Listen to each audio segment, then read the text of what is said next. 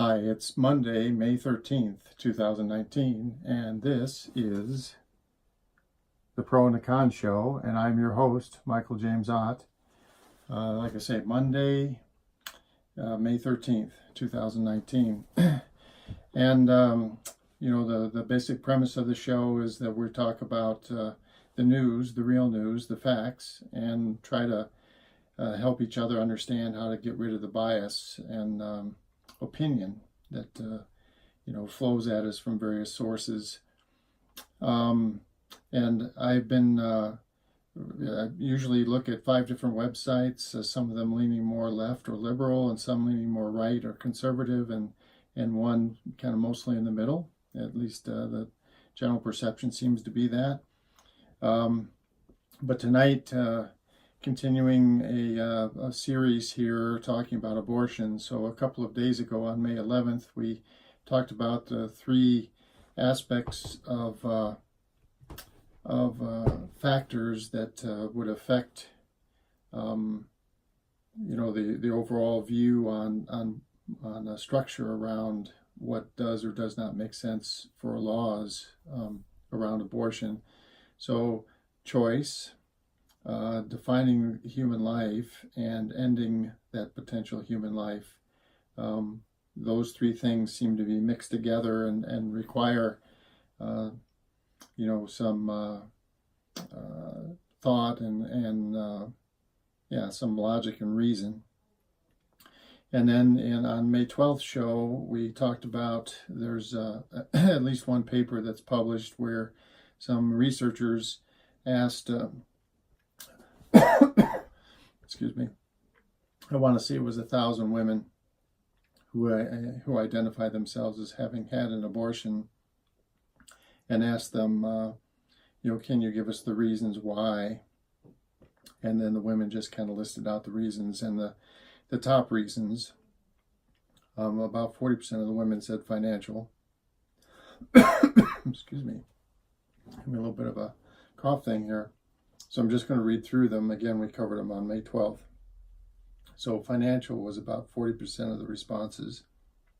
And then the last one in the list was only like 2 or 3%. So financial, timing, partner concerns, focus on other children, disrupted to future plans, not prepared for parenthood, health-related issues, can't provide for the baby, lack of maturity and independence, influenced by family and friends, and don't want a baby or give a baby up for adoption. So those were the reasons that, again, the top reason, financial, was about 40%, and down to the ones in the lower in the list were just a maybe 2 or 3% kind of thing. So today I want to talk about the reasons given by us, by many people, for not having abortions. So it's the arguments for not having abortion. And there's basically 3 different main arguments. One is emotionally traumatic, and if you read some of the articles and publications by some of the pro-life groups, they tend to break that emotionally traumatic thing into maybe 5 or 6 categories that they identify separately, but it's emotionally traumatic. So and those subcategories are people regret having abortions later, they suffer from depression, things like this. There's a list of things, but it's basically emotional traumatic, and sometimes in the short term, sometimes in the longer term, depending on the person. And then there are some cases where when abortion is performed, the woman having the abortion actually suffers some kind of medical problem. And it's my understanding that that's fairly rare when a reputable medical facility is performing the abortion, but anyway, it is true, and some percentage of the things that is an issue. And then the other main thing, and again, the pro-life people will tend to break this out into multiple things, but it basically says you end potential human life, and that was one of the three things that we wanted to talk about. So I really actually want to spend the rest of the show pretty much talking about this, because it's you'll see, bumper stickers, and people will say, well, life begins at conception, and that's not quite true. And so again, doctors trying to understand what's going on here. And so I found a paper that back from the 90s, where they were studying conception and how many times an egg is actually fertilized.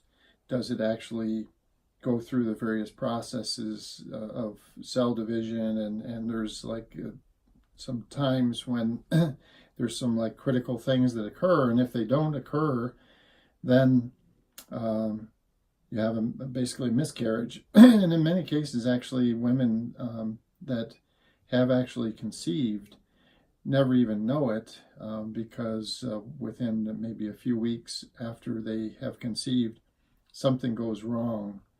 And it's a fairly common thing, actually, in humans. So I want to show you this chart, and it's the chart that's the most important thing. So when you look at this, what it is saying is that in the first, say, about 20 days, let's see here when I look at this. Yeah, so it's basically in the first 20 to 25 days, so roughly 3 weeks after fertilization, there is a very high chance that egg-sperm combination that is fertilized will fail, that there will be, like I say, the conceived fetus will miscarry. And in those first weeks, this almost certainly would be totally unknown to the woman. And so then, you go out and you get to about 50 days after fertilization, and now things have, steadied out, and the probability, if you get to that place, and then carrying it fully to term, is pretty high. The difference is, maybe 5% or something like that. So in other words, if after 50 days, if the percentage of surviving, if you will, pregnancies is, say, 75%, through all the rest of the pregnancy, the rest of the time, it will only drop to, the survival rate will be about 25%, and it'll only drop to like 20%. So there's only like a 5% change after the first 50 days or so.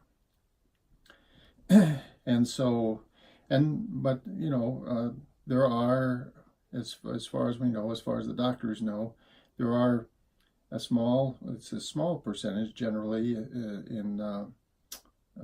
but it's, not zero, that a fully healthy baby, as far as we know, on 2 days before delivery, would suffer some kind of thing during delivery and actually not make it, and die during childbirth, basically. So there's a little tiny percentage there, and then as you go back and back, you can have just these spontaneous miscarriages, because there are several genetic issues that sometimes can last, 100, 150, 200 days into the pregnancy before the fatal flaw basically occurs. So what this says to me is that there's roundabout, for every conception that occurs, there's roundabout like a 1 in 5 or 1 in 6 chance that's actually going to go to full term. In other words, there's a 75 or 80% chance, 75, 80% chance that of all the conceptions that occur in humans, that's not going to carry to term. So this thing that says, life begins at conception, it does, but it's only like 20 to 25% of the time, and the rest of the time something happens. This, at least according to the information that I've read, humans are different in this way, by the way. I don't know that anyone knows why, but maybe it's because of the complexity of us, or maybe we are, fairly radically evolving compared to other creatures. But for example, this doesn't happen with horses or various other mammals and that kind of thing. So what is the implication of that? Well, it's that certainly in that first 30 to 50 day window after conception occurs, something it's certainly far from a certainty that conceived fetus will carry through to term. And I think so, at least in my mind, and now switching over here to a little bit of opinion, this is where I think we all as people have to kind of think about this and say, okay, the chart basically says, you get 50 days and beyond, the probability of a healthy fetus at that point having some kind of issue is quite low. So it's only a few percentage. So let's say it's a 95, once you get to 50 days, it's a 95% probability that any fetus that makes it that far is probably going to be born as a healthy child. Something like that. But before that, the odds are actually pretty low, like only 20-25% ish kind of thing. And so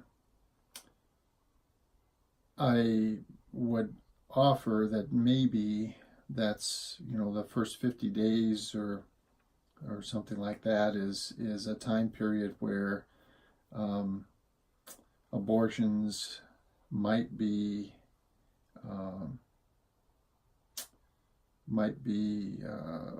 more authorized generally than later, because the probability is fairly high that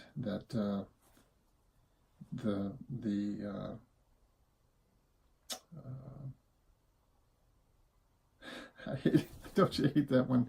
I'm sorry, I shouldn't smile, but I sometimes I have a word. The fertilized egg and sperm combination, is it called zygote at that point? Anyway, there's a fairly good chance that something is going to happen, and it's not going to go beyond that.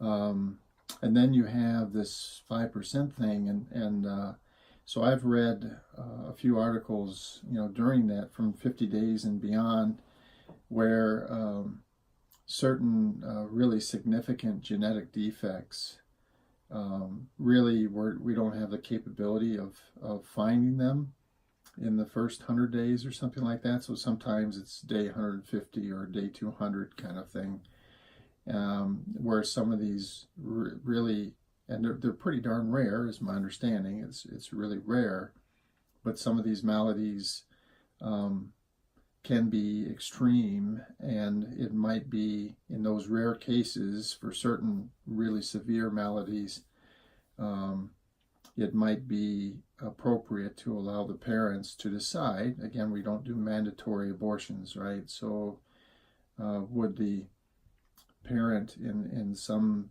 very limited cases of extreme maladies decide to abort a child? Just to give you an extreme case, and then we'll finish up for today. I heard and read both. I heard and read a story. Just this is May 2019. That there's actually a child that was born. It lived and it was born and it had no skin. This is. And I don't know that the medical world had really seen this before, or if they had, it was extremely rare. And if that is something that would occur, and doctors were to find that at day 100, perhaps that's something that we should allow parents to consider. I don't know what happened to the child, but anyway. So I think tomorrow will be the last day, so it looks like it's going to be a four-part series, 11th, 12th, 13th, and 14th of May. Tomorrow we'll talk about like tying all the information together a little bit, and and then you guys will hopefully being more fully informed, more fully aware of all of the facts. We'll think about what is fair and reasonable and appropriate, given that there's 340 million of us in this country, and half of them women. All right. So Monday. This is Monday, May 13th. I hope you found the show to be thought-provoking, and I will talk to you again tomorrow. Good night for now.